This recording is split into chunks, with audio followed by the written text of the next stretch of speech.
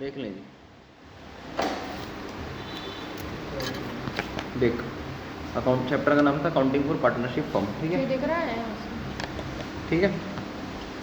सबसे पहले ज़्यादा अंधेरी में ज़रा आराम से मीनिंग में अगर मैं बात करूँ, पार्टनरशिप होता क्या है? एक एसोसिएशन होता है। क्या होता है? एसोसिएशन होता है टू और मोर पर्सन्स के बीच में। ठीक है जी, एसोसिएशन होता है बिटवीन टू और मोर पर्सन्स जो एग्री कर लेते हैं बिजनेस में प्रॉफिट शेयर करने के लिए। समझ गए? जो एग्री कर लेते हैं बिजनेस में प्रॉफिट शेयर करने के लिए। ठीक है। और एक क्या होता है? पार्टनरशिप एक बिजनेस रिलेशनशिप है दो या दो से ज़्यादा बंदों के बीच में। ऐसा ही कुछ है। फिर उसके बाद अगर मैं डेफिनेशन की बात करूँ, जो आपके पार्टनरशिप एक्ट 1932 के अंदर दी हुई है। पार्टनरशिप एक्ट 1932 के अंदर दी हुई है। पार्टनरशिप एक रिलेशन है पर्सन्स के बीच में जो एग्री कर लेते हैं प्रॉफिट शेयर करने के लिए बिजनेस का, कैरिड ऑन बाय ऑल और any one of them acting for all. ठीक है, यही डेफिनेशन आपके पार्टनरशिप एक्ट के अंदर दी हुई है। समझ गए? अगर मैं फीचर्स की बात करूँ पार्टनरशिप के, तो पहला फीचर होगा दो या दो से ज़्यादा बंदे होंगे उसके अंदर। दूसरा होगा एग्रीमेंट होगा उनके बीच में कुछ ना कुछ, लॉफुल बिजनेस करेंगे, इलीगल बिजनेस के लिए तो नहीं होगा ना। उसके बाद आपका प्रॉफिट शेयरिंग होगी, आपस में प्रॉफिट शेयर करने के लिए तो पार्टनरशिप में आए हैं। बिजनेस या तो एक करेगा या औरों के बिहाफ पे करेगा, सारे के सारे बिजनेस में पार्टिसिपेट करेंगे। ऐसा क्यों दिया गया? क्योंकि कुछ केसेस में स्लीपिंग पार्टनर भी होते हैं, मतलब जिनका सिर्फ नाम होता है पार्टनरशिप में दिखा एक रेपुटेशन के लिए, किसी भी चीज़ के लिए, तो वो भी उसके अंदर आ जाता है। ठीक है। उसके बाद अगर मैं कहूँ राइट्स क्या है पार्टनर्स के, तो पार्टिसिपेट करेंगे मैनेजमेंट में, अफेयर्स के बारे में कंसल्ट करेंगे एक दूसरे को, इंस्पेक्ट करेंगे आपकी बुक्स को, भाई जो बुक्स ऑफ अकाउंट्स है बिजनेस की, उसको इंस्पेक्ट करने का राइट तो है पार्टनर्स के पास। शेयर करेंगे profit and loss, interest on loan receive करेंगे। ठीक है, इंटरेस्ट ऑन लोन कितना रिसीव करेंगे? जितना डीड में दिया हुआ होगा। लेकिन अगर डीड में आपको कुछ नहीं दिया गया तो 6% रेट मैंने आपको बताया था। कितना? 6% है। एक्ट करेंगे बेस्ट जजमेंट में, मतलब दिमाग से काम लेंगे। Not to allow admission of a new partner, अगर सब पार्टनर एग्री हो तभी सभी तभी अलाउ करेंगे जब सारे पार्टनर एग्री हो। ठीक है। रिटायर हो सकते हैं फर्म से, डेथ के केस में फर्म बंद भी हो सकती है। कोई एक्सपेंस हुआ तो उसके बारे में हमें बताना होगा उनको। फिर आता है पार्टनरशिप डीड क्या है। मैंने बताया था पार्टनरशिप डीड एक रिटर्न डॉक्यूमेंट है, ऑरल भी हो सकता है लेकिन रिटर्न डॉक्यूमेंट है पार्टनरशिप डीड जिसको बोलेंगे। ठीक है, क्या होना चाहिए? Return document. उसके अंदर क्या लिखा होता है? सारी terms and conditions of the partnership. Partnership की जितनी भी टर्म्स एंड कंडीशंस हैं उसके अंदर हम लिख देते हैं। जरूरी नहीं है, कंपलसरी नहीं है कि पार्टनरशिप डीड हो ही हो, लेकिन अगर हो तो अच्छा है। समझ गए? ये कुछ बताया था मैंने। पार्टनरशिप डीड में क्या होता है? पार्टनर्स के बारे में सब कुछ लिखा होगा, नेचर ऑफ बिजनेस क्या होगा, पार्टनरशिप कब शुरू हुई, कितना कैपिटल कंट्रीब्यूशन हुआ, इंटरेस्ट ऑन कैपिटल क्या है, इंटरेस्ट ऑन ड्राइंग्स का रेट क्या होगा, ये सब लिखा होगा। प्रॉफिट शेयरिंग रेशियो कितना होगा, इंटरेस्ट ऑन लोन कितना देंगे, ये सब बातें लिखी हुई होंगी। ठीक है ना? गुडविल वैल्यू कैसे करेंगे, एसेट्स का वैल्यूएशन कैसे करेंगे, अकाउंट्स को कैसे सेटल करेंगे, ये सब चीज़ें आपकी किस में दी हुई होंगी? पार्टनरशिप डीड के अंदर। राइट्स एंड ड्यूटीज़ क्या है पार्टनर्स के, डेथ ऑफ ए पार्टनर पे क्या करेंगे, बिजनेस किस तरह से कंटिन्यू करेंगे, लीगल हायर्स को किस तरह से देंगे, सब कुछ पार्टनरशिप डीड के अंदर, जो भी टर्म्स एंड कंडीशंस है बिजनेस की, वो सब हमारा पार्टनरशिप डीड के अंदर चला जाएगा। फिर आता है इंपॉर्टेंस क्या है डीड की। लीगल डॉक्यूमेंट है, रिलेशन होता है पार्टनर्स के अंदर, राइट्स एंड गवर्न करता है राइट्स एंड ड्यूटीज़ को, लाइबिलिटीज़ को। ठीक है, असेंशियल नहीं है, इंपॉर्टेंट पॉइंट, असेंशियल नहीं है लेकिन डिज़ायरेबल है पार्टनरशिप डीड का होना। जरूरी नहीं है हो, लेकिन हो तो अच्छा है। किस लिए अच्छा है? लड़ाई ना हो, है ना? नहीं तो आपस में लड़ते झगड़ते रहेंगे, आजकल वैसे ही इतना लड़ते झगड़ते हैं लोग, तो डिज़ायरेबल है ना हो। क्योंकि भाई आजकल प्रूफ हो जाता है कि हम दिखा रहे हैं कि डीड है, भाई देख ले, कुछ भी अगर गलती हो रही, मान ले मैं कहूँ मेरे को तो 8% इंटरेस्ट ऑन लोन चाहिए था, तो कहने लगे नहीं हमने तो 6 पे बात करी थी। अब अगर एक डीड हमारा बीच में रिटर्न डॉक्यूमेंट होगा तो फ़ायदा होगा ना हमें। समझ रहे हो? और कुछ नहीं, तेरे मन हेलन तक टेस्ट लीजिए ले अभी बाद में पापा आज मुझे बहुत डांट रहे थे। अभी बीच में रिवीजन के टाइम बिल्कुल वो मत कर। उसके बाद आता है provision affecting accounting treatment in absence of partnership deed. Provision जो अफेक्ट करेंगे अकाउंटिंग ट्रीटमेंट को पार्टनरशिप डीड के एब्सेंस में। अब अगर डीड नहीं है तो क्या क्या होगा, ये कहना चाह रहा है। तो जो share of profit and loss होगा ना, वो आपस में कैसे होगा? इक्वली। प्रॉफिट एंड लॉस कैसे बटेगा अगर डीड नहीं है? इक्वली। इंटरेस्ट ऑन कैपिटल दिया जाएगा? नहीं दिया जाएगा। ध्यान रखना, इंटरेस्ट ऑन कैपिटल दिया ही नहीं जाएगा। इंटरेस्ट ऑन ड्राइंग दिया ही नहीं जाएगा, समझ गए? इंटरेस्ट ऑन लोन डीड नहीं है तो 6%, ये बता दिया था मैंने। अगर डीड नहीं है प्रॉफिट एंड लॉस तो इक्वली बटेंगे। Interest on capital, interest on drawing नहीं दिया जाएगा। इंटरेस्ट ऑन लोन 6% के हिसाब से बटेगा। रेमुनरेशन टू पार्टनर्स दी जाएगी?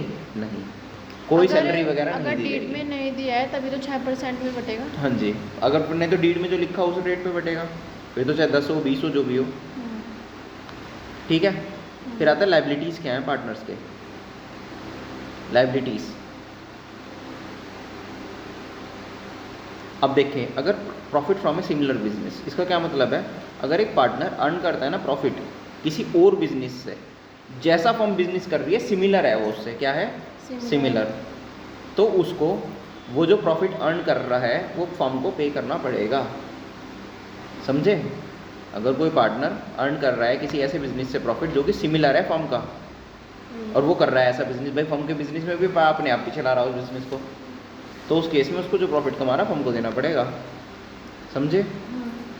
अच्छा, अगर एक पार्टनर अर्न कर रहा है प्रॉफिट खुद के लिए, कोई भी ऐसी ट्रांजैक्शंस के, फर्म की ऐसी ट्रांजैक्शन से जो कि किसकी है? फर्म की, और कर रहा है वो पार्टनर और प्रॉफिट ले रहा है खुद, तो वो प्रॉफिट भी उसको फर्म को देना पड़ेगा, समझे?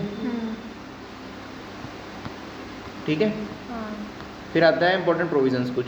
सेक्शन 30 बोलता है इंपॉर्टेंट प्रोविजन। सेक्शन वगैरह को याद करने की जरूरत नहीं है, बस एक वो है कि माइनर एडमिट हो सकता है पार्टनरशिप में। माइनर मतलब 18 साल से कम का बंदा नहीं हो सकता है। हाँ, मे बी अगर- एडमिटेड अगर पार्टनरशिप सारे पार्टनर्स एग्री कर जाए और हाँ। पार्टनरशिप के बेनिफिशियल हाँ, हित आपने में हो, बताया। हाँ वो नहीं हो सकते, समझे? वो अभी वो होता समझे? हाँ है। एक नए पार्टनर को एडमिट करने के लिए हमें either with the consent of all existing partners, सबकी कंसेंट चाहिए कि एग्जिस्टिंग पार्टनर्स की। सेक्शन 32, एक पार्टनर रिटायर हो सकता है, हाँ सभी कंसेंट ऑफ ऑल पार्टनर्स है, और या फिर जैसा डीड में लिखा गया है या जैसा एग्रीमेंट हुआ था, ठीक है, समझ गए? रजिस्ट्रेशन फॉर्म को अगर एक पार्टनरशिप में आ रहे तो फॉर्म को रजिस्टर कराना कोई कंपलसरी है? फॉर्म को रजिस्टर कराना कंपलसरी है? नहीं, कंपलसरी नहीं है, ऑप्शनल है, हाँ ठीक है जी, ऑप्शनल है, कंपलसरी नहीं है, समझ गए रजिस्ट्रेशन फॉर्म का। और अगर कुछ नहीं कहा गया तो ये फॉर्म जब डेथ होती है तो एक पार्टनरशिप खत्म हो जाती है। क्या? जब डेथ होती है एक पार्टनरशिप खत्म हो जाती है। उस दिन से अगर पार्टनर्स कंटिन्यू करना चाहे तो कर सकते हैं, लेकिन एक नई पार्टनरशिप मानी जाती है, समझ गए? कोई डाउट? हमने चाचा और जीजा वही चलाता है, ये उनका लड़का होगा वो तो चलाएगा पार्टनरशिप में। फिर वो भी फर्म की मर्जी वो से- जब डेथ होगी ना, जो ओरिजिनल पार्टनरशिप थी वो तो खत्म ही मानी जाएगी उस दिन, हाँ। उसके बाद नई पार्टनरशिप मानी जाती है अगर आगे कोई भी चलाए, चल जाएगा। समझ गए? एलएलपी के बारे में हल्का सा बस यहाँ पे मीनिंग के लिए दिया गया है। सेपरेट लीगल एंटिटी होती है एलएलपी क्या? एलएलपी, लिमिटेड लाइबिलिटी पार्टनरशिप, ठीक है, सेपरेट लीगल एंटिटी है, मिनिमम कैपिटल होती है उसके अंदर, कुछ कोई स्पेसिफाइड नहीं है, ठीक है, पार्टनर्स खुद डिसाइड करेंगे। मिनिमम नंबर ऑफ मेंबर्स 2 होने चाहिए, तभी तो पार्टनरशिप हो या कुछ भी हो, 2 तो चाहिए ही चाहिए, हाँ और ऑडिट मैंडेटरी नहीं होता।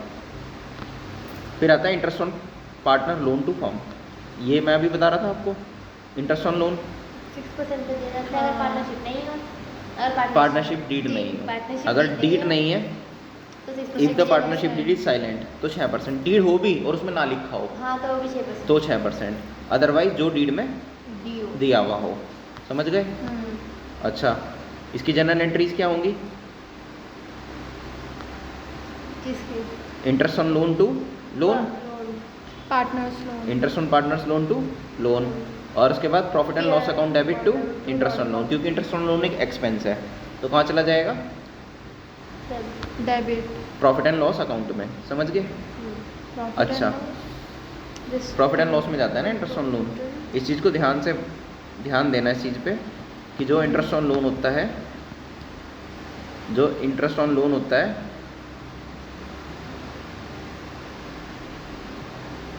इंटरेस्ट ऑन लोन जो होगा कहाँ पे जाएगा? प्रॉफिट एंड लॉस अकाउंट में, समझ गए ध्यान से?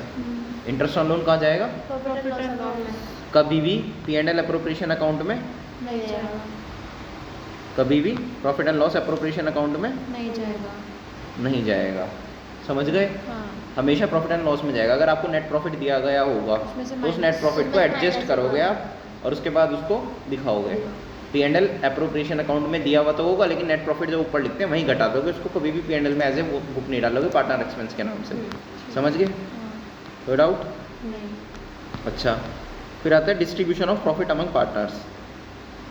Distribution of profit among partners.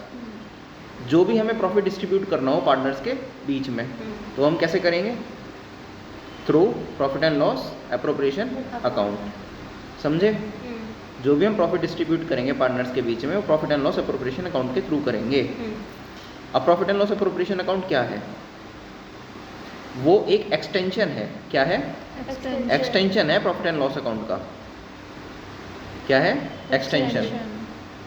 Profit and loss account को ही आगे बढ़ा देते हैं। प्रॉफिट एंड लॉस अकाउंट में हम नेट प्रॉफिट निकाल लेते हैं, हाँ। उसके बाद हम क्या बनाते हैं? Profit and loss appropriation account. हाँ, तो जो क्रेडिट बैलेंस होता है प्रॉफिट एंड लॉस अकाउंट का, यानी कि नेट प्रॉफिट होता है, वही हम ट्रांसफर कर देते हैं profit and loss appropriation account में।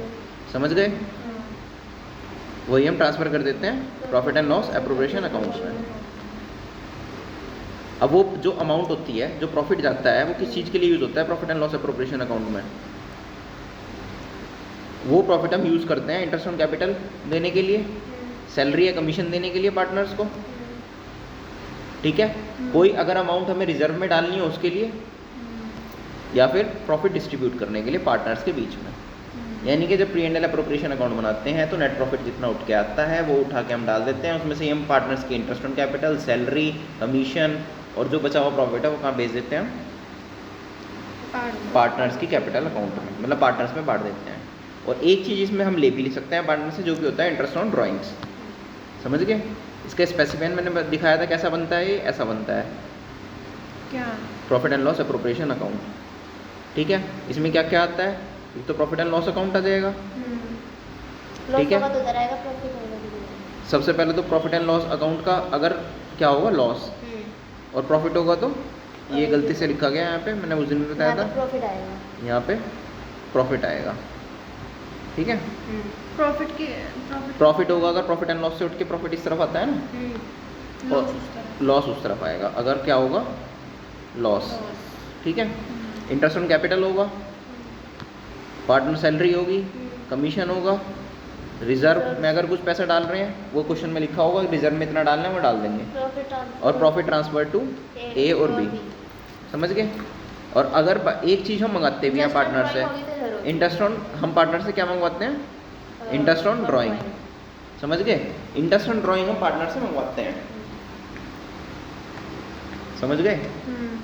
लेकिन ड्राइंग नहीं आने की कभी भी, यहाँ ध्यान हाँ, रखना, interest on interest on drawing। Drawing आएगा केवल, क्योंकि ड्राइंग कैपिटल में एडिशन और वो होता है। ठीक है। समझ गए?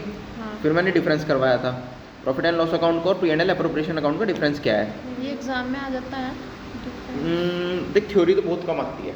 हाँ, थ्योरी तो ये मान के चलो तुम्हें पूरे पेपर में 10 से 12 नंबर की मिलेगी।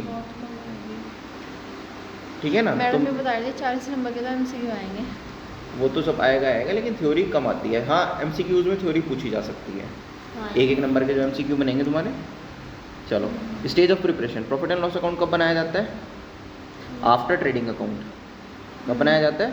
After trading account. और जो ग्रॉस प्रॉफिट आता है वो हम कहाँ डाल देते हैं? P&L अकाउंट में ही बनाया जाता है। नहीं, सॉरी, ट्रेडिंग अकाउंट का ग्रॉस प्रॉफिट हाँ। उठा के हम प्रॉफिट एंड लॉस अकाउंट में डाल देते हैं। हाँ। उसके बाद जो हमारे ऑपरेटिंग एक्सपेंसेस होते हैं वो घटा के हमारा क्या आता है? Net profit. Net profit. और profit and loss appropriation account की बात करें तो ये after profit and loss account बनाया हाँ। जाता है। तो यानी कि सेकंड स्टेज होगी एक तरह से, ट्रेडिंग अकाउंट, फिर प्रॉफिट एंड लॉस, फिर profit and loss appropriation account. Objective क्या होता है? नेट प्रॉफिट निकालता है P&L अकाउंट, और प्रॉफिट एंड लॉस अप्रोप्रिएशन क्या निकालता है? जो नेट प्रॉफिट हम पार्टनर्स को डिस्ट्रीब्यूट करते हैं। समझे? नेचर ऑफ आइटम्स क्या होगा? डेबिटेड होंगे एक्सपेंस, क्रेडिटेड होंगे इनकम। हाँ। ठीक है? और उसमें क्या होगा? अप्रोप्रिएशन ऑफ प्रॉफिट होगा, जैसे कि सैलरी, कमीशन, जो पार्टनर्स में बढ़ती हैं अप्रोप्रिएशन ऑफ प्रॉफिट मानी जाती है, नॉट चार्ज अगेंस्ट प्रॉफिट। समझ गए? पार्टनरशिप डीड के ऊपर P&L के ऊपर कोई इफेक्ट नहीं आता, लेकिन P&L अप्रोप्रिएशन के ऊपर डीड का इफेक्ट आ जाता है। समझ गए? ये तो गाइडेड बाय होगा। और ये गाइडेड बाय नहीं होगा। क्यों? क्योंकि डीड में अगर लिखा है इंटरेस्ट ऑन कैपिटल नहीं देना तो P and L appropriation account में आता है इंटरेस्ट ऑन कैपिटल, तो वहाँ पे हम नहीं देंगे। तो मतलब डीड का affect P and L appropriation account में आ जाता है, लेकिन वहाँ पे नहीं आता पार्टनरशिप डीड का। समझ गए? चलो, rule of appropriation when appropriation are more than available profit. ये कह रहा है प्रॉफिट तो है कम, प्रॉफिट तो क्या है कम। कम, लेकिन चीज़ें देने वाली होगी ज़्यादा। तो उस केस में हम क्या करेंगे? उस केस में हम रेशो निकाल लेते हैं।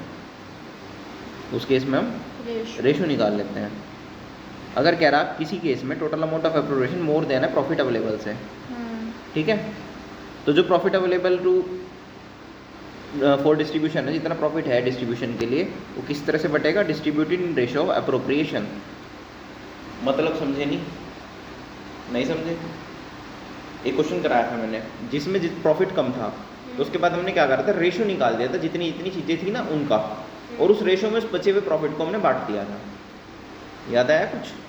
सैलरी का रेशो, कैपिटल का रेशो, सबका रेशो निकाल लिया, और जितना प्रॉफिट है वो हमने उस रेशो में बांट दिया। जैसे 100 रुपये प्रॉफिट है, बांटने वाली चीज़ें हैं 200, ठीक है, तो जितना जितना उनका पर्टिकुलर रेशो होगा सबका, उन 100 रुपये को हम उस रेशो में बांट देंगे। समझ गए?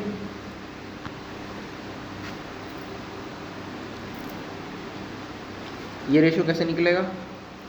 कौन सा ना? ये जो रेशो निकाल रहे हैं हम, इस रेशो को निकालते कैसे हैं? सबसे पहले तो अमाउंट ऑफ एप्रोप्रिएशन निकालेंगे पेबल टू पार्टनर, कितनी सैलरी देनी, कितनी कैपिटल देनी, सबको प्रॉपर निकाल लेंगे। समझ गए? सबसे पहले तो अमाउंट ऑफ एप्रोप्रिएशन निकाल लेंगे, कितनी सैलरी, कितना कैपिटल, कितना वो सब चीज़ें देनी है। अच्छा, उसके बाद क्या करेंगे? टोटल अमाउंट निकाल लेंगे सेपरेटली ईच पार्टनर के लिए, total amount of appropriation for each partner के लिए सेपरेटली, ठीक है। उसके बाद उसका रेशो निकाल लेंगे, जो सेकंड स्टेप में हमारा निकला उसका रेशो, और जो रेशो निकला उस बेस में हमारा प्रॉफिट डिस्ट्रीब्यूट कर देंगे। और एक चीज़ ध्यान देंगे, कोई भी item salary, commission, interest on capital priority नहीं होगी अदर आइटम्स में, सब आपस में रेशो में बटेंगे। ये नहीं कि किसी एक को प्रायोरिटी देंगे किसी दूसरे के लिए। ये नहीं कि इंटरेस्ट ऑन कैपिटल और सैलरी दोनों है तो हम सैलरी पहले दे देंगे, इंटरेस्ट ऑन कैपिटल नहीं देंगे। अच्छा, हर चीज़ रेशो में बटेगी, प्रॉपर जो उनका रेशो था। ठीक। समझ गई? कोई डाउट? नहीं। पक्का? आ रहा समझ? इसको बोरिंग लग चलो रहा है। बोरिंग तो फिर लग रहा था, बार टाइम देख ली। मैं टाइम से